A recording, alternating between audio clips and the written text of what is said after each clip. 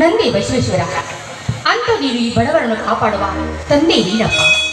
ಈ ಬಡವರ ಬಾಳಿಗೆ ಭೂಮಿ ತಾಯಿಯಲ್ಲಿ ಬೆಳೆದು ಭೂಮಿ ತಾಯಿಯಲ್ಲಿ ನಿನ್ನ ಮೈ ಮರೆದು ಈ ಬಡವರಿಗೆ ಅನ್ನ ಹಾಕುವ ದೇವ ನೀನು ತಂದೆ, ದೇವ ನೀನು. ಓ ನಂದಿ ಬಸವೇಶ್ವರ,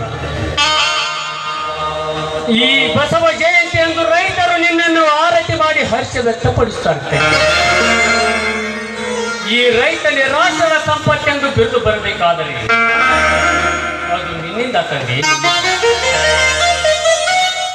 ರಾತ್ರಿ ಹಗಲೆನ್ನದೆ ಚಳಿ ಮಳಿ ಎನ್ನದೆ ನಿನ್ನನ್ನು ಹೂಡಿ ಮುಟ್ಟಿ ಬಿಟ್ಟು ಬೆಳೆದು ಈ ನಾಡಿಗೆ ಅನ್ನ ಹಾಕಿ ಅನ್ನದಾತ ನೆನೆಸಿಕೊಳ್ಳಬೇಕಾದರೆ ಅದು ನಿನ್ನ ಅದ್ಭುತ ಶಕ್ತಿಯಿಂದ ತಂದರೆ.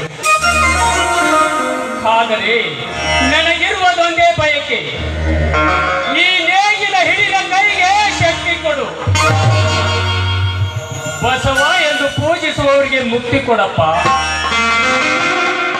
ಅಂದಾಗ ಈ ರೈತನ ಹೆಸರು ನಾಡಿನ ಉಸಿರಾಗುತ್ತದೆಯಪ್ಪ, ನಾಡಿನ ಉಸಿರಾಗುತ್ತದೆ. ಸ್ವಾಮಿ, ಎಂತ ಉತ್ತಾರ ಭಕ್ತಿ ನಿಮ್ಮದು.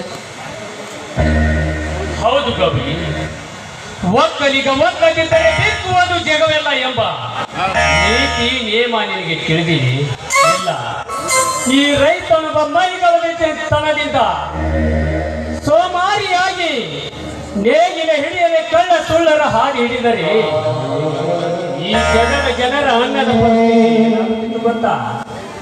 ಹೊಟ್ಟೆಗೆ ಹಿಡಿ ಅನ್ನವಿಲ್ಲದೆ ನಿಟ್ಟೀಸರು ಕಟ್ಟಿಕೊಂಡು ಬೇಕಾದಂತ ಶ್ರೀಮಂತನಿದ್ದರೂ ಕೂಡ ಹಸಿವು ಹಸಿವು ಎಂದು ಪ್ರಾಣ ಬಿಸಿಲು ಬಿಡಬೇಕು. ಅಂದಾಗ ಈ ಕೈಗೆ ಶಕ್ತಿ ಕೊಡಿ ಒಂದು ಬೇಡಿಕೊಂಡಿದ್ದೇವೆ. ಹೌದು.